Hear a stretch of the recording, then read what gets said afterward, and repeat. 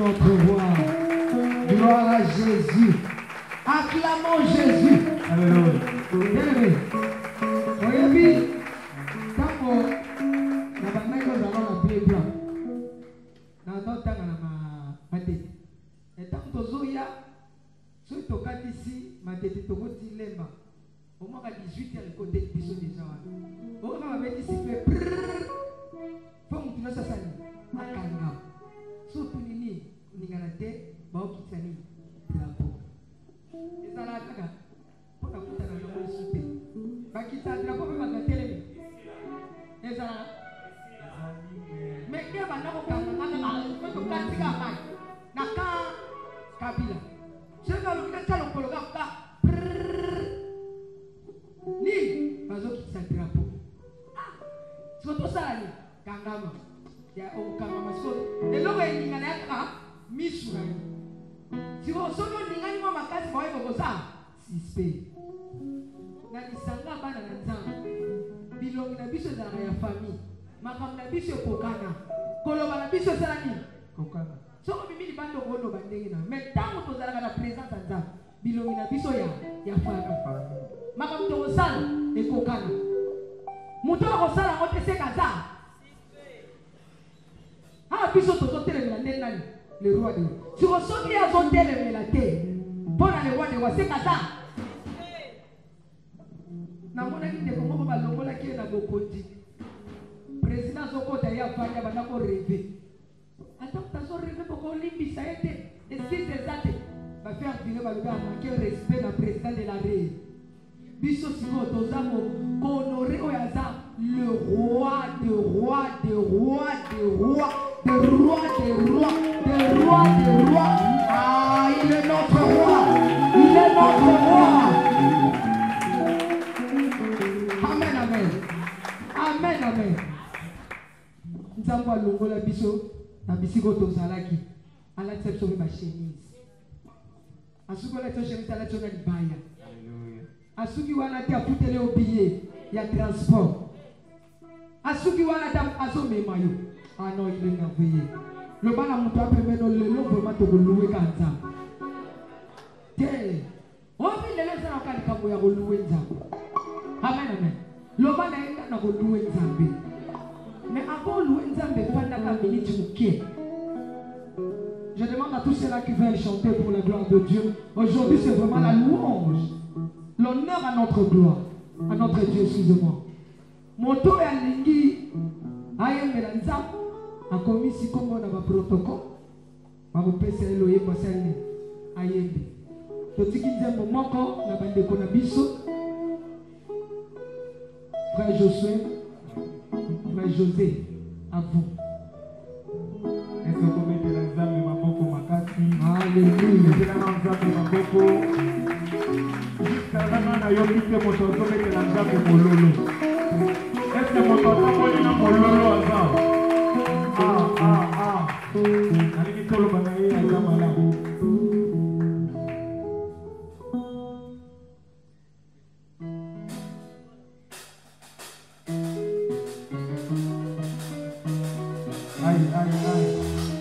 Ce qui faut dire, les mots salis, ma bête, au salis du sous-côté.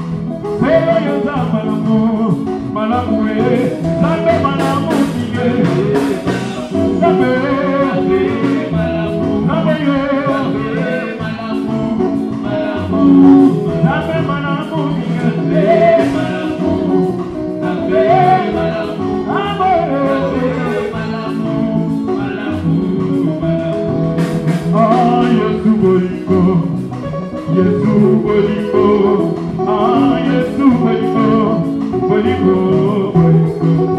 Bolingo na mwate bolingo motema, emona yebi na nzeko, Yesu bolingo, bolingo. Alama yana komo nini ya, chile yo samana, Bele Yesu bolingo, bolingo, Yesu bolingo na maye, bolingo, Yesu bolingo, Yesu bolingo, bolingo, Yesu bolingo na maye, bolingo, Yako yema, bolingo, Yako sankola, bolingo, bolingo, bolingo. Hey, osele minane na fukami, oneso minane kititi, ebanane na zingoma, kalibera seko na seko, oyelo minena kososa, oyesa minena kowopa, oyesa nina kowopa te, omita mazambe na moa, nasatoli na bomwinaka, Yesu de bokozi, nasatoli na bomwinaka, Yesu de bokozi. Hey, manaligie!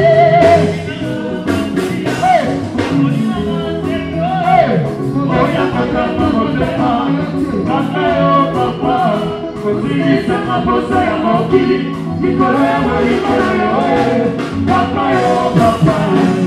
Yesu mwana ligie, naligina mamasia, napolina mwase yoe, oya kakama motema, kakayo papa, kosisa maposa ya mokili, mikolo ya molikolo yoe, kakayo papa.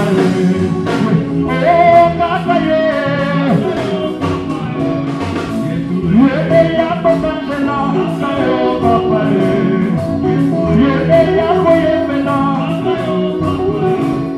yede ya kobetela mabote, yede ya kobetela mololo,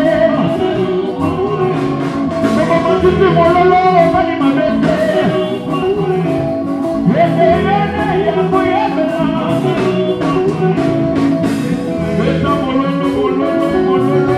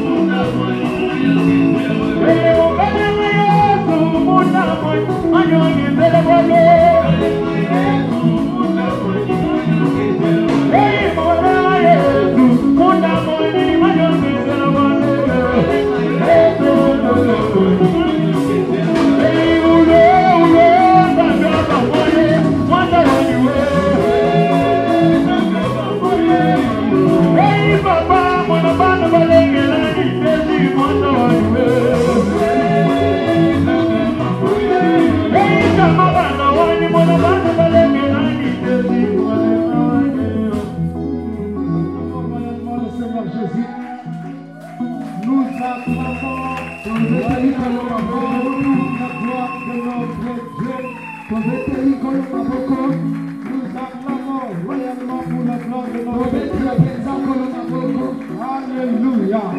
Amen. Vous saviez, Aujourd'hui, c'est le 2 juillet. Lelo et la Mokolaï parlaient dans Quand on sa était enfant, on disait le 2 juillet, ils sont tombés dans la foi. Oh. Même Le 2 juillet, ils sont tombés na louange na adoration. Yes. Donc on va louer, on va Toko sanjola, toko gumamela, célébrer la toko dombola, elonga monene nzamba pesi biso. que Dieu nous a donnée. Okolo kabeli biso. Nous voulons faire quelque chose. Tolingi tosala eloko moko. Nous voulons d'abord écouter Dieu. Tolingi toyoka na ino nzambe. Et puis nous allons écouter à la fin la conclusion de la conférence. Pe na suka tokoyoka sukisa ya Donc makindo nous oyo. écoutons d'abord le prédicateur qui nous a pas encore prêché. Tolingi toyoka nano mote oyo ateyi biso na ino Il te. va nous prendre pendant 35 minutes nous communiquer ce qu'il a. Akozwa biso batango tuku misato na mitano koloba biso eloko moko. Après, on va chanter, on va danser, on va louer et on va faire les offrandes. Pe na nsima na ye tokoyemba, tokosanzola, tokobina, tokopesa Et mabonza. après, on va prendre la conclusion de la conférence. Pe tokozwa sukela ya makindo oyo. À 30 minutes, Pe na bangonga tuku misato. et on va faire le discours, on va rentrer. Nde tokotia maloba oyo esangisi biso pe tokozonga. Sans plus tarder, Kozanga kozela, nous voulons inviter un homme de Dieu. tolingi tobengisa moto na nzambe moko. Un homme de Dieu extraordinaire. Moto na nzambe ya lolenge mosusu.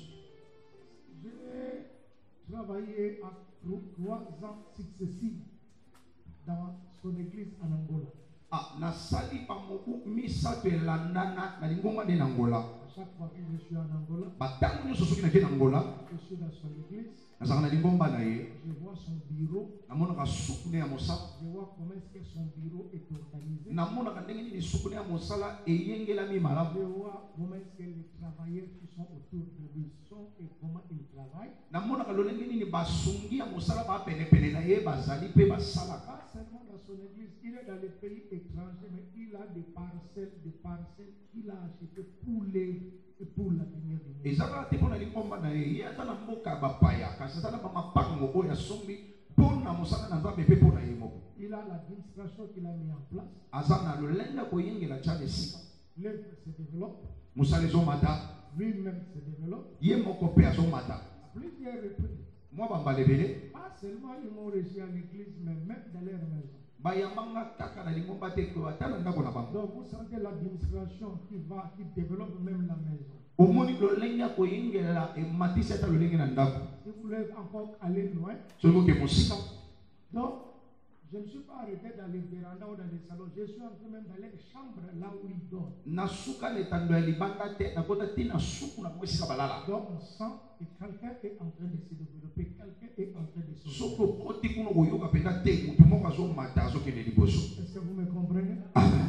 Donc j'ai dit on ne peut pas conclure cette conférence alobaki ete tokoki te kosukisa makindo lokola boye sans qu'il nous dise quelque chose.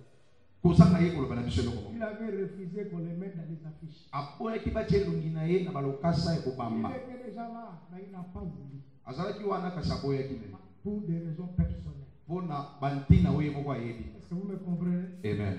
Il y a des gens qui veulent travailler dans l'humilité, ils veulent travailler dans l'homme, ils veulent pas que les gens sachent de quoi il est là. ezala bato balinga kosala na bopolo na komikitisa alingi te bato amimonisa bato bayebaki aza wana. Alors, il n'est pas venu seul, il est venu avec sa charmante épouse, aye ye moko te aye na molongani na ye Maman Sunda. mama suna Voilà. iyo C'est une femme aussi terrible, elle sert Dieu aza mwasi ya lolenge mosusu asalelaka nzambe et elle est aussi dans les affaires. mpe aza mpe na mombongo. Elle est aussi à côté de son mari pour le travail, aza mpe pene ya mobali na ye mpo na mosala nzambe dans la soumission et dans l'ordre. na kosukisama mpe na molongo. J'aimerais que ce matin vous m'aidiez, ce soir vous m'aidiez, nalingi bosunganga na poko ya lelo pour recevoir cette grâce que Dieu nous a mpo donnée. na koyamba ngolu oyo nzambe apesi Sous biso. vos acclamations, nous invitons na les se ya pauvres. maboko na milelo na bino. Nous les recevons avec joie. Yes.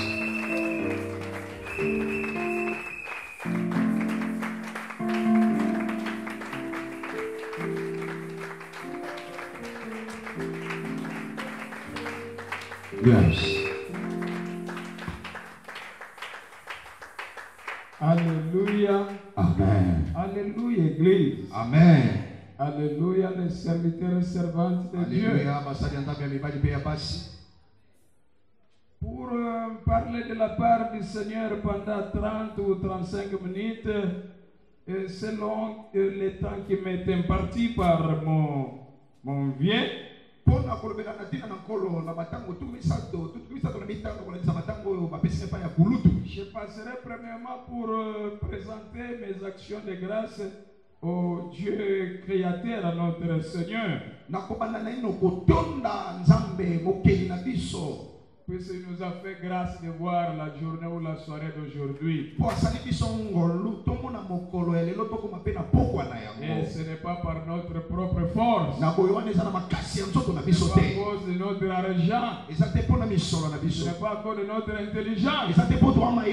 Mais c'est par son amour. Je dis merci à Dieu.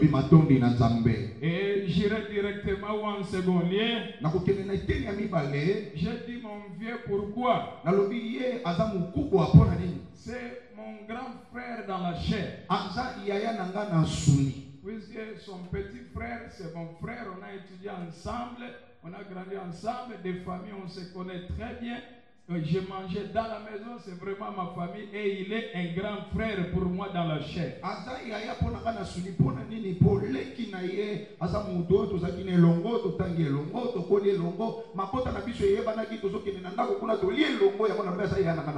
dans le ventre d'un grand-père, un patriarche, l'apôtre Tambulukoki,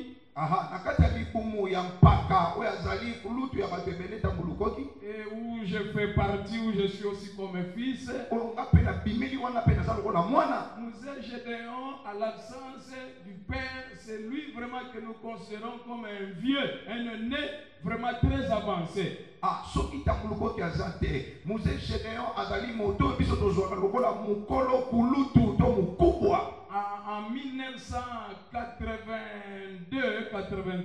1982-83, quand j'ai fréquenté l'écodime, je me rappelle encore des frères Dakou. Il y avait un frère Dakou comme ça. Il est déjà parti. Et là, on parlait toujours à l'époque du frère Gédéon Lumana. Donc nous étions là des enfants. Son nom déjà est... Ça sonnait déjà son nom. Alléluia. Et quand on est entré dans le ministère, et que nous avons commencé le travail à l'an 2000 à Mombele, avant qu'on commence le travail, en 1999, quand je voudrais effectuer mon premier voyage missionnaire, j'ai reçu la bénédiction pour commencer la mission par cet homme de Dieu. C'est lui qui m'avait béni et je suis parti en mission comme fils serviteur dans la mission mondiale Christ est roi. Avec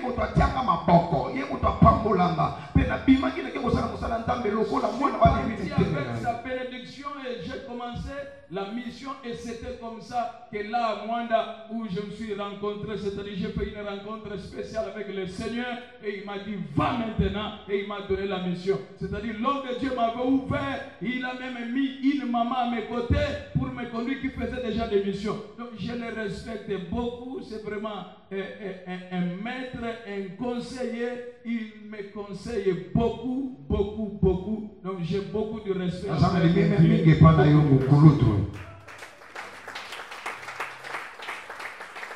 Amen, Église. Avant que je ne parle, il y a encore un aîné, lui aussi il m'a dirigé dans une des cellules de la foi. Vous voyez, c'est pour que ça vous aide aussi dans la vie. Il ne faut jamais oublier l'histoire, il faut être reconnaissant dans la vie. Donc Dieu, beaucoup de serviteurs aujourd'hui, et ils ne meurent pas, ils s'arrêtent quelque part par manque de reconnaissance, de la gratitude dans le ministère, dans l'œuvre de Dieu. En 1989-90, j'ai commencé à prêcher quand j'étais de maison à maison.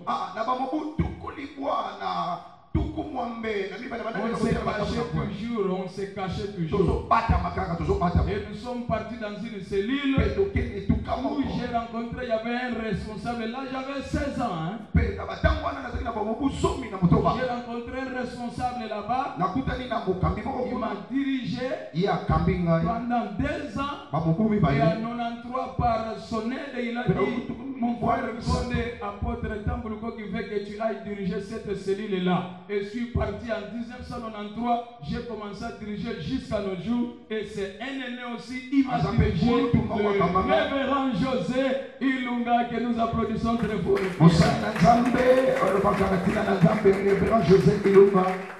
Merci beaucoup. Pendant 20 minutes, puisque j'ai déjà consommé 10 minutes là, pour la présentation. Je ne serai pas très long.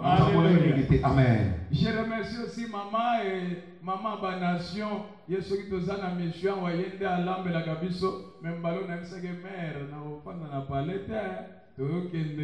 Moi, pendant 6 mois. Mon mère moyenne tout miso quand on s'en va pour foutre mon bima ya moto zaga ngana mère et tout foutre landa pendant 6 mois on dérangé oté donc voilà ça maman penza donc quand nous sommes là c'est ma belle sœur tanto ya ça c'est maman pour na biso tanto ya kana kati ya mboka maman Banation maman ya banebele maman ya basali maman Françoise Lumana maman Françoise Lumana yes. Et comme l'a dit l'homme de Dieu, je ne suis pas venu seul, elle est vraiment ma force, c'est mon assistance dans l'œuvre. Elle est mon assistante dans l'œuvre de Dieu, dans la grande vision que nous avons. Pas seulement une femme, mais elle l'aide à mes côtés. L'aide dans la vision. Pasteur Sunda Magala Konde. Pasteur Sunda Magala Konde, tu peux te Nous allons lire le passage de Jean chapitre 12, le verset 7. Jusqu'au 8e verset. Comme c'est la clôture, je clôture dans mon sous-thème qui m'a donné un sujet. L'homme de Dieu m'a pas donné, mais il m'a dit regarde le sujet et touche un point là-bas pour bénir le peuple. Et là, j'ai choisi sur la place de l'assistance des leaders dans une bonne administration.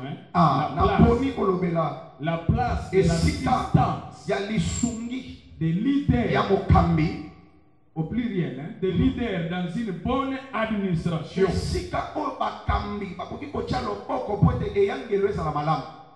Nous voulons parler de l'aide, c'est-à-dire l'importance de soutenir les serviteurs de Dieu dans une bonne administration.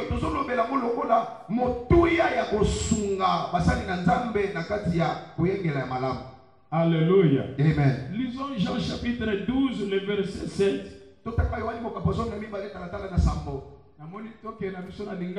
Rapide, hein? Amen. Alléluia.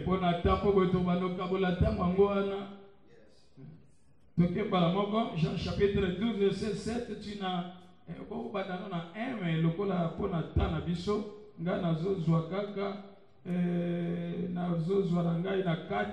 na 8e verset. Maman dit comme on a vu ça na 7 na 8. Yoka totanga yango.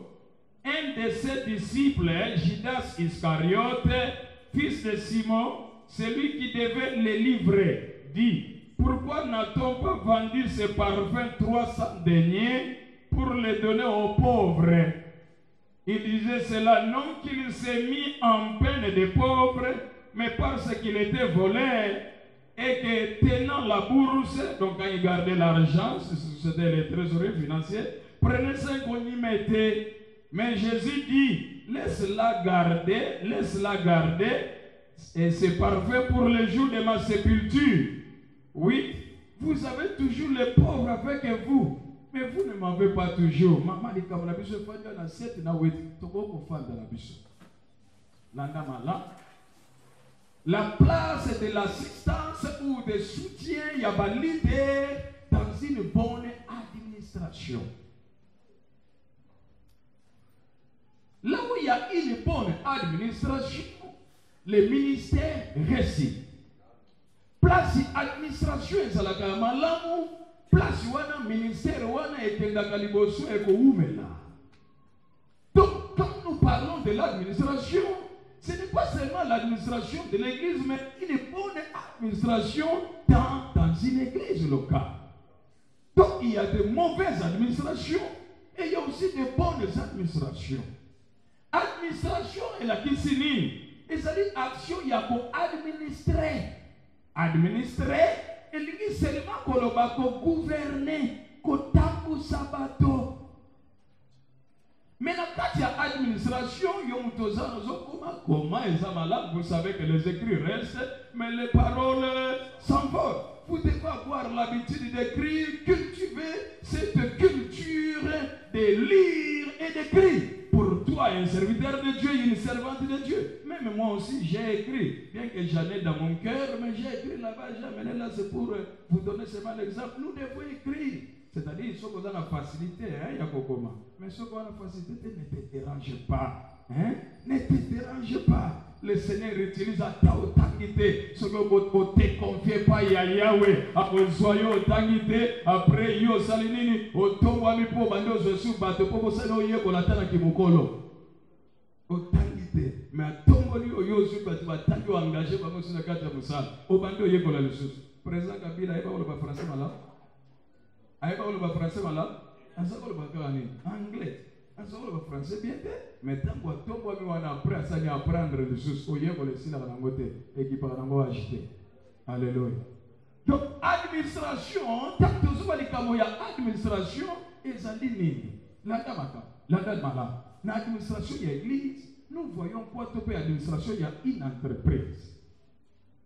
Na kati ya administration ezali seulement le fait ya ko sélectionner des gens oyo bakokozala na nzinga na yo o instruire bango na likambo oyo bango esengeli basala na yo elongo pe o responsabiliser bango tout en expliquant rôle na bango ya ko jouer pour que ensemble bo atteindre ba but, c'est-à-dire but to ba objectif o ezali commun.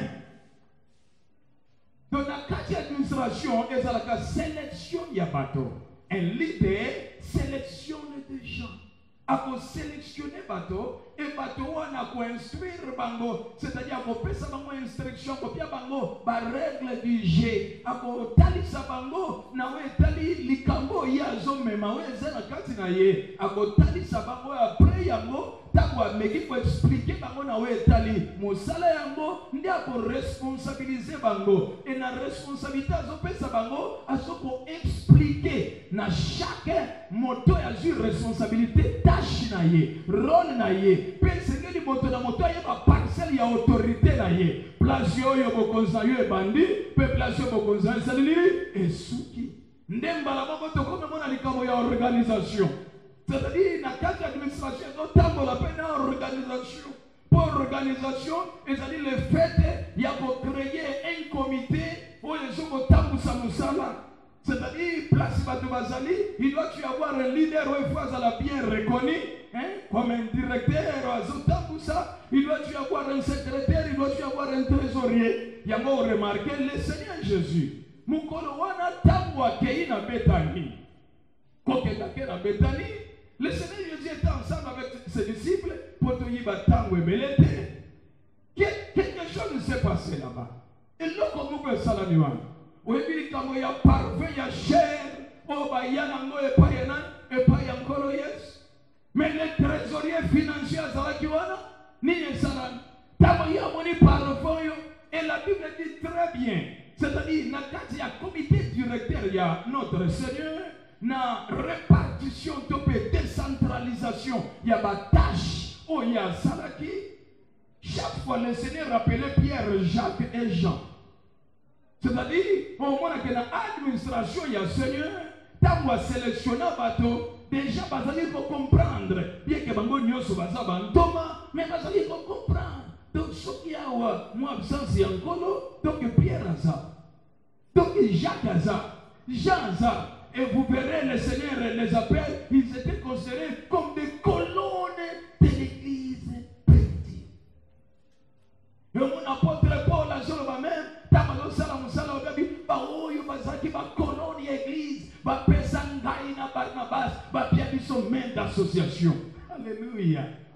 Donc c'était connu. Donc un leader, là où il y a la présence de leader, là ne te cache pas, hein. Il faut que tout le monde sente que le leader est là. Bien que tu peux être humble, parce puisque le Seigneur était humble, la simplicité, mais Batonion se faut bailler Bakeawa, leader yo.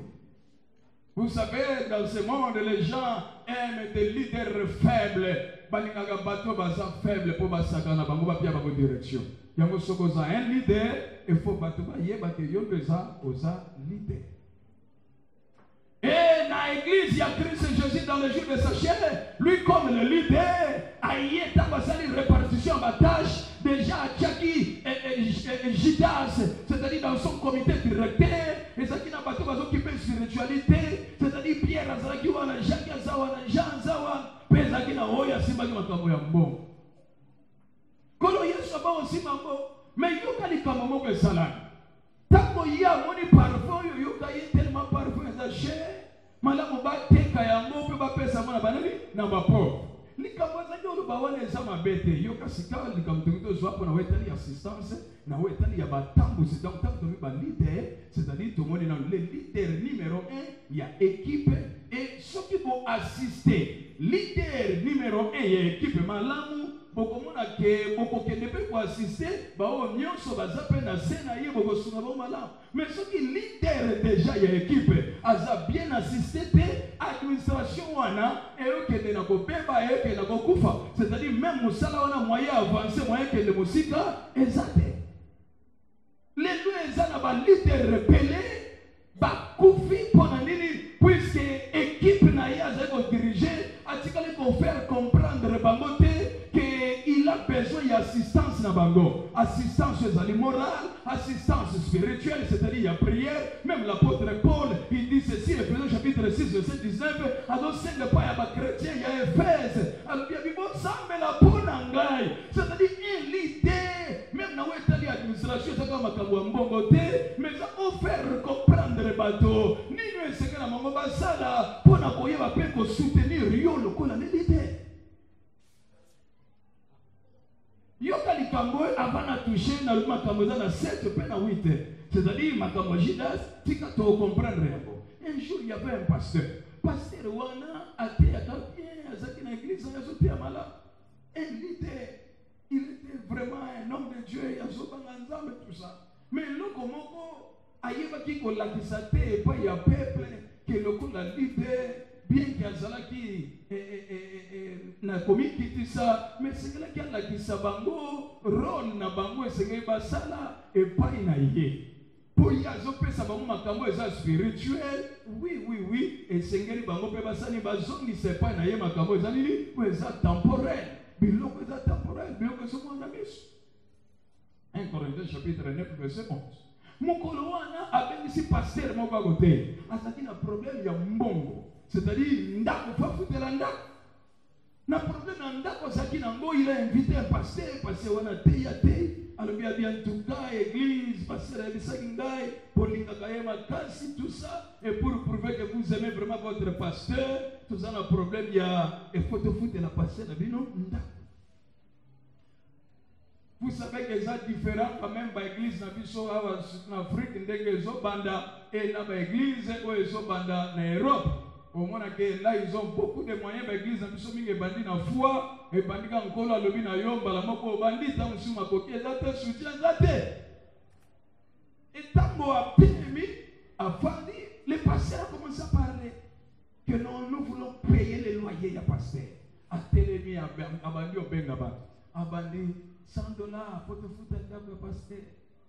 Église va s'acquitter pas de quoi ça plaît. On t'en se les donc, à plus de 50 dans 4 églises. $50, mon tour sur les côtés. $30, mon tour sur les côtés. $10, il était à $5, mon tour sur les côtés. Pasteur, place à Zalaki, pasteur de l'église, à Télémika, ah, église. À quand c'est bon, si à Zolo Bagan, les mois à passer à quoi à quoi il se place. Pas le côté un banc qui est en hôpital, il est pasteur mort. La place de l'assistance à la leader n'a qu'à une bonne administration. N'a qu'à administration, tant qu'on doit sélectionner bateau, et c'est qu'il y a expliquer, et ça n'a c'est-à-dire là où il y a des gens, il y aura toujours des problèmes. Et ça n'a pas de problème, c'est qu'il faut résoudre, même place bateau. Si on a un problème, il y a résoudre, il faut solutionner, et ça n'a pas de problème, il y a ce qu'on appelle des problèmes urgents, ou encore l'urgence. La vie, il y a des gens très urgents. C'est-à-dire, il y a des gens qui ont des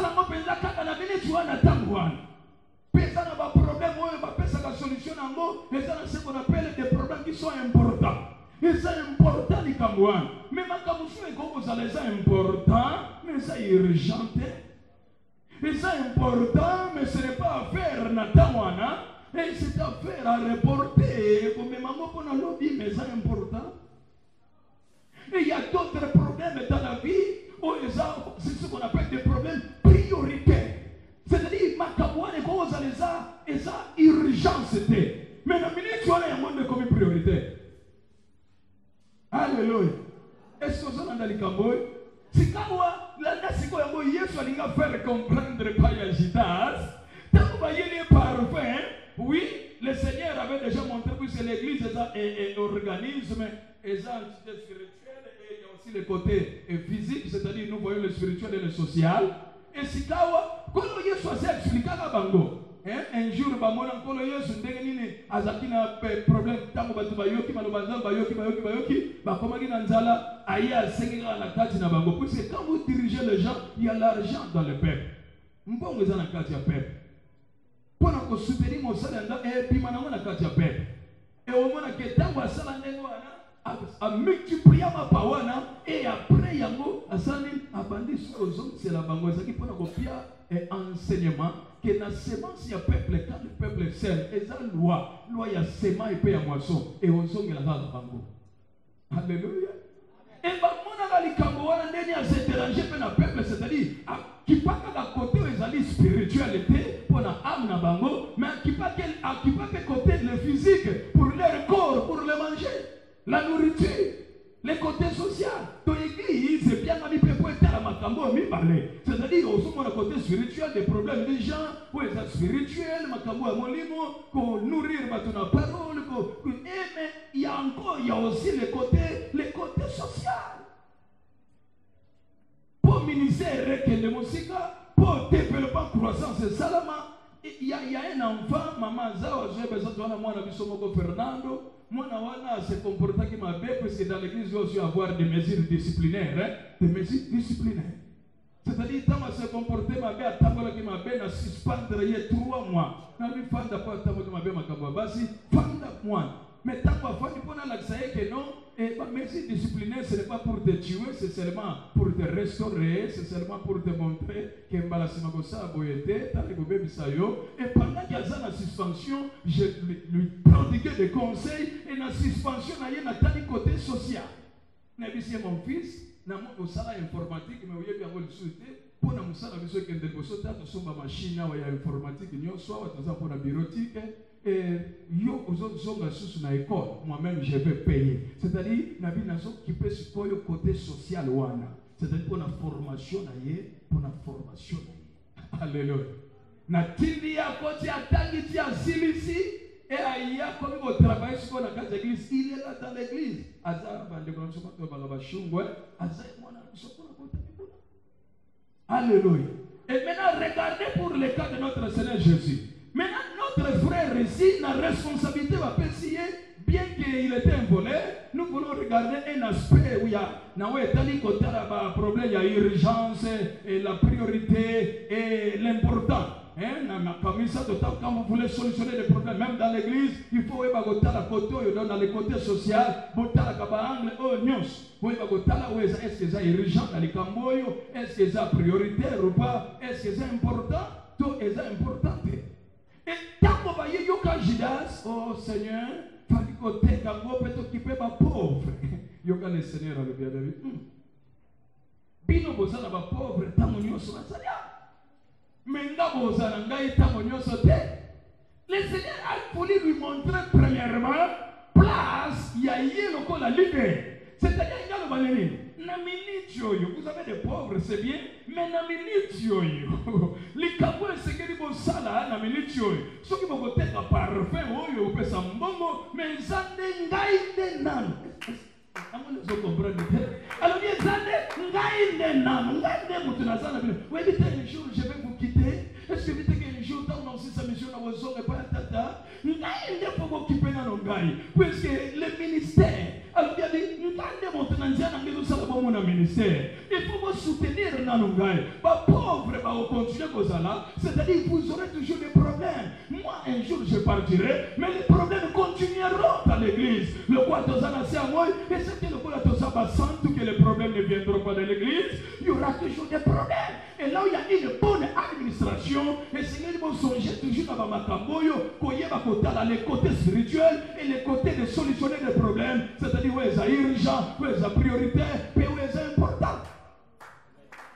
Ndi agotali sa place na ye, alobi ngai nde nano. Église va salir Nzambe. Leader, talisa na quatre églises. Si un leader est bien soutenu, même Baope Bazana Senaye, un jour vous avez soutenu Malam. Mais ce qui déjà Moutou a soutenu Malam, ce qui déjà Moutou va y Valéria. Tant que ça, Moussala Yantam, Moussala va pesa bango, mais Moussala va ne progresser. Bien aimé, les années d'église, les mandés de côté, mais les handicapés. Les années d'église, ma maman a santé, mais les bazana ma femme n'a pas bâtiment dans mes corps. Les années d'église, na Moussala Oye Banda et affecta ma vie à Batobé. Dans la conférence, ça fait 15 ans, conférence Oye Bandi, contact na pasteur Oya Yambi Biso Awa, moi na Tiffany. Ayambi biso na cadre de contact à la première conférence, mais 15 ans après, Mboma ya Moussala Salini Eza.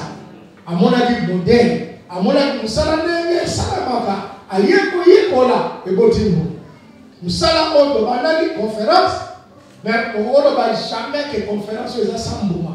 So on a Mbomate, Awa Biso Nozo Dobimi, nous sommes au Bouka d'église. Nous sommes au Vanda, tout à l'heure, nous améliorer le bimina défi. Pour l'année, nous sala, oye, salamaki, et autres de progrès.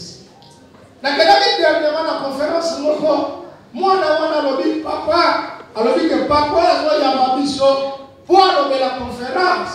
Nangaba conférence, et maintenant, salamate. Tous ceux qui ont la Kassafoubou, tous ceux qui ont la Njili, tous ceux qui ont la palais du peuple. Mais ça fait 15 ans après la conférence. Ça fait maintenant 3 ou 4 ans. Nous avons organisé la conférence. La conférence, c'est votre conférence. De l'homme, nous avons makala, nous avons une conférence dans la commune. Mon sala, oyo sala, et bali, mon sala, on a progrès, et même ma batu liboso, et même ma structure liboso. Na mosala oyo ba couple belé zonga na nzela ma bale belé fallait panza na bezonga ba belé bazonga na bakata na bango molimo ma pamwe so mama mosala oyo ozo sa les autres progresser zo même ba mutu boko yo mate ya conférence boko ya moto azra na unité de production comment réussir quelque temps après abenanga a bongo l'église ne faut mieux quoi. Abi papa yoka biloko na biloko teyeli kuna omoni ba biloko na biso to teyi ya na ba teyi nyos e ko bota makam na ba via ba assemblée abongo l'église de premier corps après akaboli ya ko matina humanité ba diplôme bi ma wona ba diplôme akela na révolutionnaire je nous sois mevinga papa il a quand même son le pas oya boniata mabele wana esomba bika na makambo botia biso na yena nyati mabele na pambole na bige nzamba sa la grâce que tomba na zona balelo na conférence au pasteur wana za kati ya ndako wana etage ekoti pona nini ayaki ayoki makambo tozo sala makambo esali nini eso progress Adam balabaki ke nzambe dans la première administrateur asali mokili oyo ya ye azwi Adam alobi Adam na chayo na kati ya jardin kamba mokili oyo frère mokili oyo nzambe apesa Adam botala Adam na bana na ye ndenge ba transformer mokili oyo nzambe asala nini asala et progresser to progresser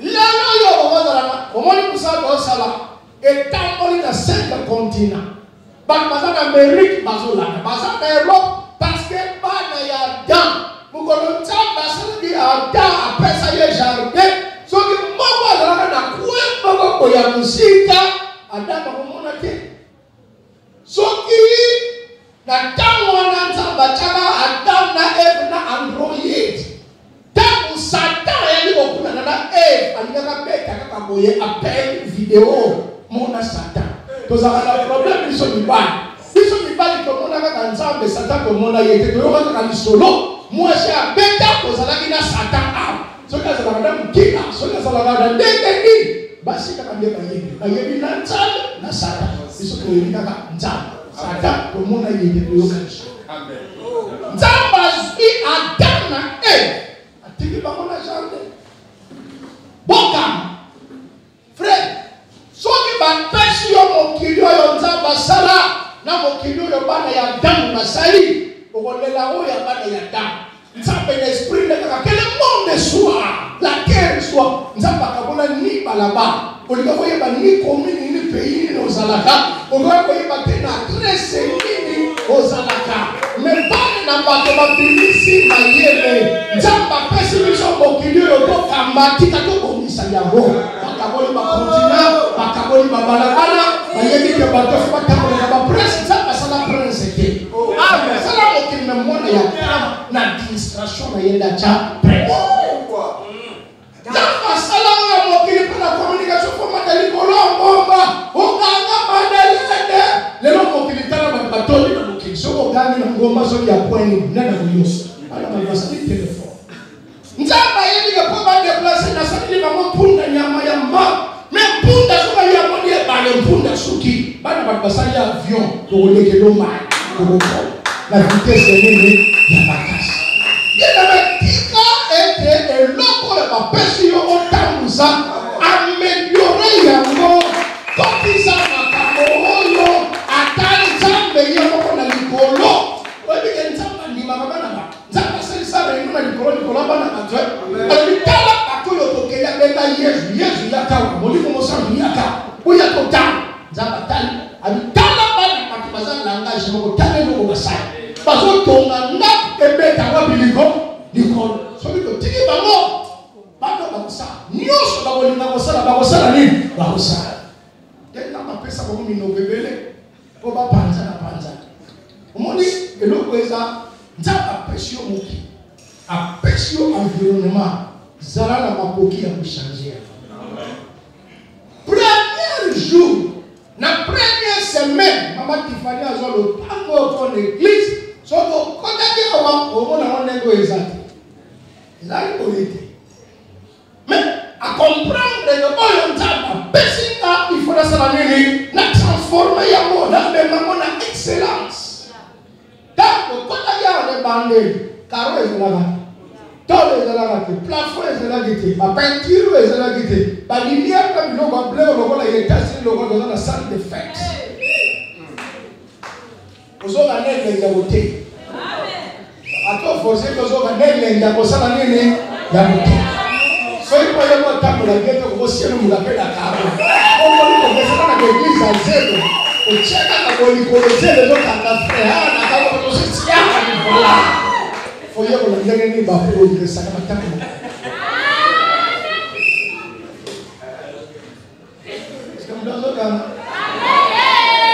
musala nzambe fe prospérer na maboko tanto kona yawa ezana l'église batoilette ya coup direct donc bantu basangani même libumu esui azala kota onimisa kungisa même toilette ezala batoilette okoti soki pa osutenga soki maya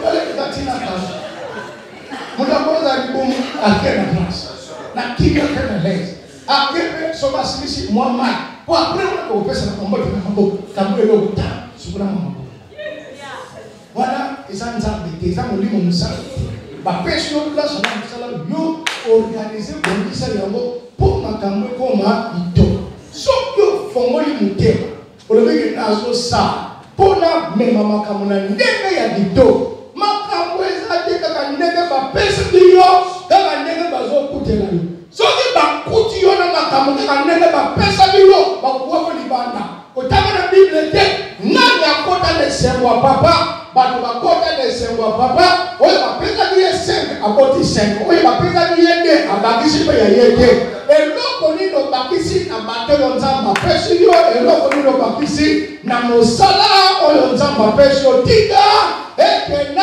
bato na mosala nzambe apesi yo makambo esala nini ekola na maboko na yo ozobima awa ne pakolami ya sika okozala kuta kolakisa biso bambulu te po bato ebele na administration na bango spécialiste akolakisa bato mo bambulu lokola motu ayaki papa opiaki na moko tala libulu na timola kolakisaka te tala ndenge babafu nango ebongi kolakisaka te tala ndenge bakiti yango ekei kolakisaka te tala ndenge mbongo yango elimwe toza na posa oyo nzambe apesi yo olakisa opesaki nga boye tala bénéfice nga na bimishe na mosala epakola nyonso ekitela banda na mutu tina makolo nyonso oyo maboko oyo ekosala eprospere nalobike nyonso oyo yokosimba ekende liboso na lotomo na yo bato mayele babili na lotomo na yo bato babunga na lotomo na yo bato bakola na lotomo na yo bato bachange ndenge ya kosalela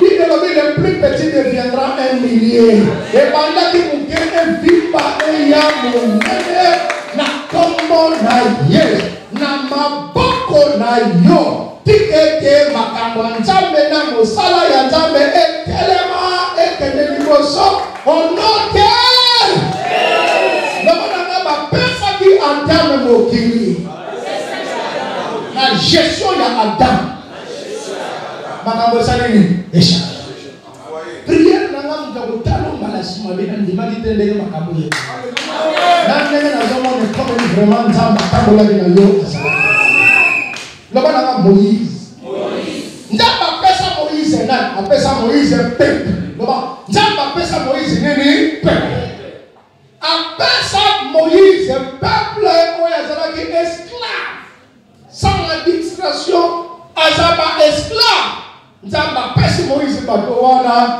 alobi zwa bato oyo tambusaka frère Moïse akomisa bato wana une nation et asala yango na administration bayebisa ye komema charge oyo yo moko te kabola yango elongo na nani na bato akabola atambusa na kati ya bato Moïse atambusa bachef d'état-major basala nini bapima bato lokola bajosue bato bakokosala makambo Moïse azosala oyebi normalement na bato oyo nzambe apesi yo sala eke bato wana bakoma lokola yo esala ke bato wana basala makambo ndenge yo osalaka na koleka oyo osala nini osala biloko ya Moïse ya kokabola bibale mais Josué akabola mpe mai ya mesa nzete bato oyo ozokamba eloko ozokotisa bango wana komona babariere te po Moïse akokai koloba nzambe nzela otinga nga ezalaka na nzela te mai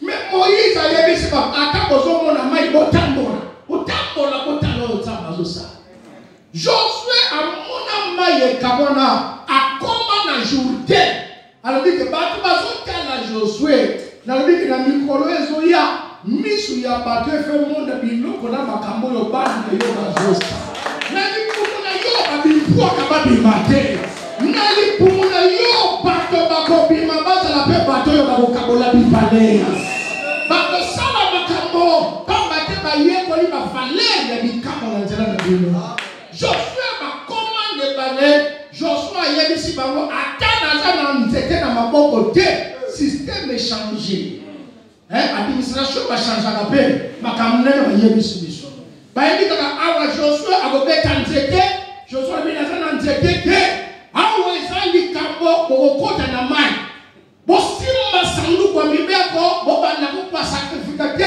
babanda kokota na mai na sanduku ya mibeko soki mai emeli bango te mai ekokabana ebi bato balobi keke Josué aza motema mabe banda bato na mibali ya bato akotisa bango na mai oyo elekaka na vitese ya makasi Abiko kota. Awa bozoke. Bien aimé kota. Kota na makamu. Kota na activité. Soka go memayo emimayo. Mais soka memiyo te ebale wane salane. Ekama. Ba mema bakota boye ebale mema bakote. Na sakoli eleko oyo kondela yote ekopoma yote ekopunda yote. Kendecha administration na place bibale bokabwana. Peuple a bosala nini akoleta. Témoignage et vos pesama. Les alliés, moi et les enfants que Dieu m'a donné, nous sommes des signes et des présents. Yomo croisé les moya et longa. Batonios va bimina limpumuto na lotomo na yo. Tika eke baza na plateau. Oyo bakosala makambo kaka ndenge nzamba salaki elongona na yo. Atike ekozala keli. L'église on est dans mon ami on va mettre dans la tête là si moi on va couper dans chaque administration même makambuana Moïse va pesa ye peuple asalamaka batei biso awa David va pesa ye peuple on va pesa David bato nyongo bato mawa bato ya likakatano apesi bango mais onction ya nzambe likolo ya Moïse ya likolo pardon ya David et transforma ma vie à bateau. Oh, bah bazalaka bateau pamba, bah comment bah vaillant et héros. Tige que bateau yontam bah pesi yo, merci maya mikolo, bah ministre bah pima, bah commerçant ya minene bah pima, bateau ya administration ya makasi bah salanine bah pima, bah kei ya moto pe ya nguya bah salanine bah pima, bateau ya solo pe bah salanine bah pima, bah salanine transformé dans zela ya mutomo. Moïse n'a pas dit paix. Et l'histoire n'a pas donné ça la ligne. Le mal de l'ongo, amen. Jean 3:35. Bible dit que Jésus a dit Nzambe azui makamonioso apesi yango na maboko ya mwana na ye.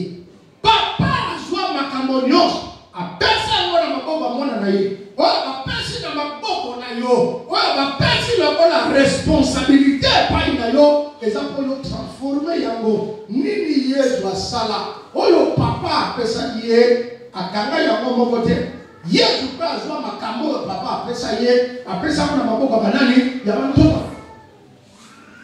makambo papa apesa yo kabona bona ndenga apesa bango Bible lobi que Jésus azaki na pomo atindi ndoma ye wa utoye bisabiso ngotomako akufiti ana bomo aye awatike église kuna pendant 6 mois omeka mukolo kozala te pando mingi bachaka makasi ata père azate mère aza yele lo akamata na père na mère bango so bazate butika na bopota na bobunda na makambo yo ndenge yezo atina ka bango pe dede ba place oyo mongo fake na zombe kamaleme maleme mais suka bazonga likolo asalisi bango le boko ya manguya makambo église ngai na tivele na ye na kufa pona mokili mobima mais na mokili mobima moyena de mokoma ezate Jésus a visité na Afrique aye awa na Egypte na kibebe aye na pepo ya azonga na mukolo azonga na susute la kote musu na kendate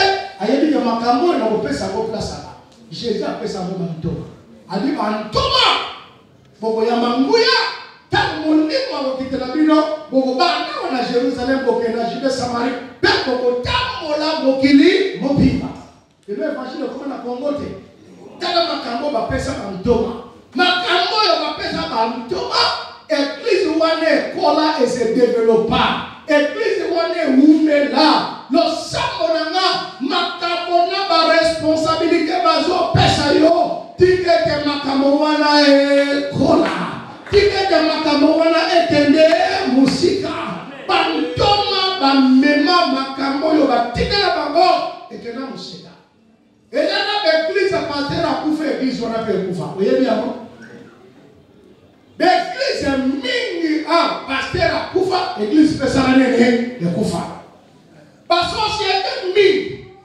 bisole tokola toyeba makambo mapa te ya kibuli kibuti toyeba ka mapa ya covadis akufa mapa pe ya covadis ekufa ezana église pasteur akufi Église on a besoin de ekufi.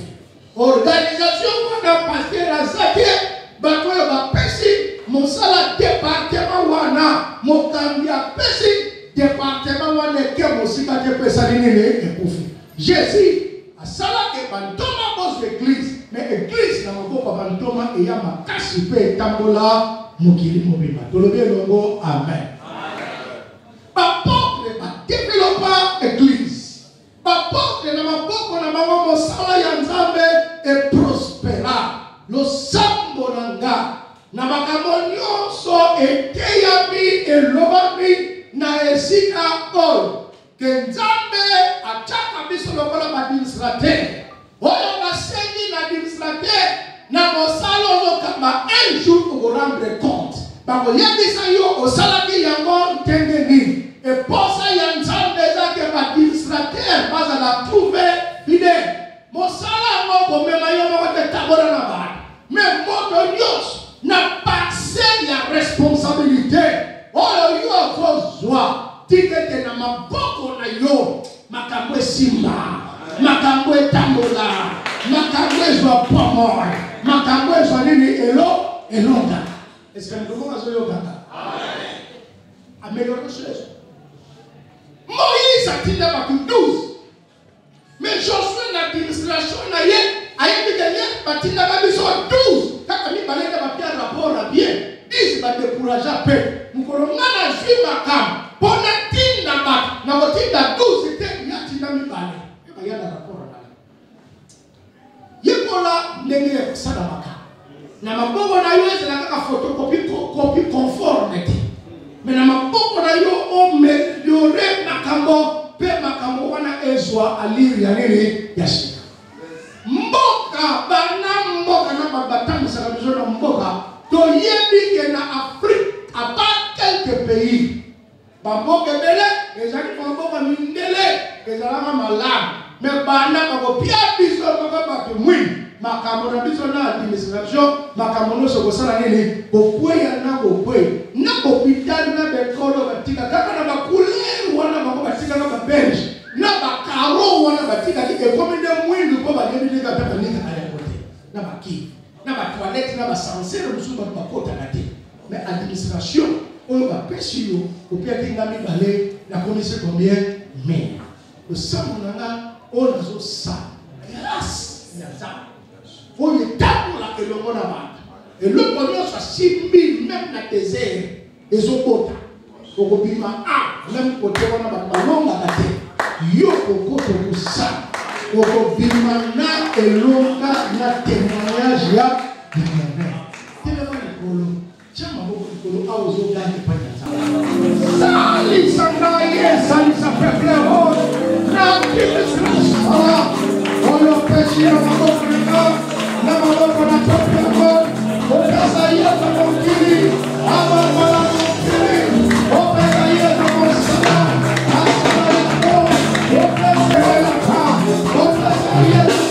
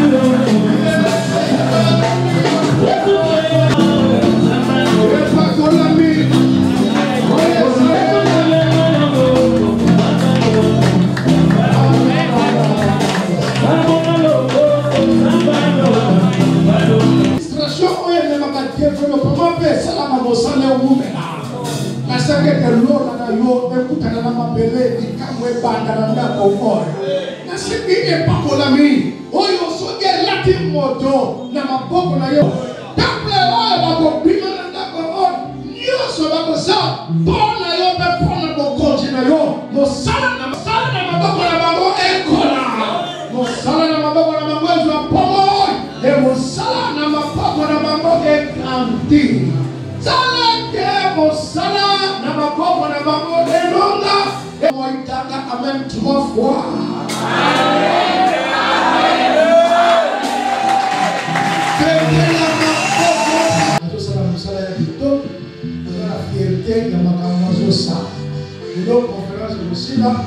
dans l'église, il faut continuer à horaire. Maman, vous êtes trop fiers quand on a salué le Seigneur. Vous avez mis là, vous avez un symbole.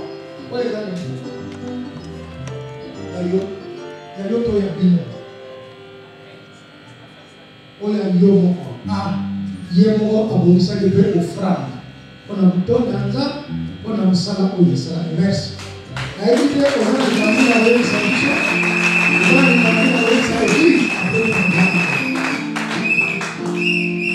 Amen, amen.